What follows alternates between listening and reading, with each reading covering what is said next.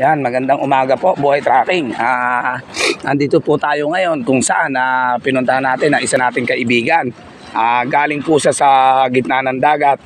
Ganito po yung mga nahuhuli niya. Ayan. Buhay Tracking, oh. Buhay na buhay po. Sariwang isda po ang nanggaling po sa gitna ng dagat. Kagaya po nito, ayan po, Buhay Tracking. Ayan, oh. Palagi po siya mag-iingat sa ginagawa niyang panguhuli po ng isda sa araw-araw. Ito po mga idol, oh. Tingnan nyo po, ang gaganda po ng mga nahuli niyang isda, sariwang-sariwa. Yun nga lang po mga idol, hindi natin alam kung ano pangalan ng mga isdang nahuhuli dito. Pero masasabi lang po natin, press na press at buhay na buhay po ang sariwa po na isda na nahuhuli po. Yan po mga idol. Yan, oh.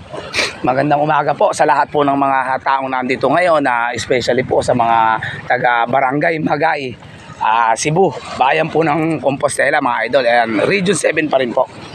Yan po, yan ang mga nahuli po ng ating idol.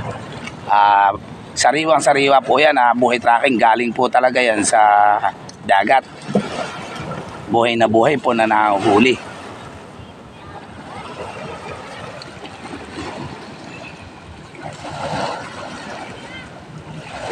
Yan, ito po pala yung may pamain siya.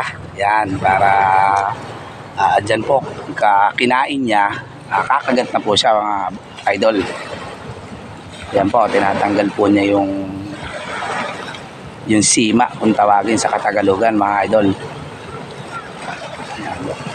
Sariwan-sariwa po yung nahuhuli niya isda. Ito po, Buhay Tracking ang pamain niya. Yan po, mga idol, oh. Buhay na buhay po yan, nagagalawan pa mga idol.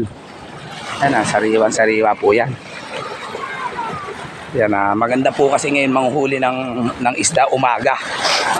Mga idol, kumbaga sa kakagat talaga ang mga isda pagka may pamain po. Yan,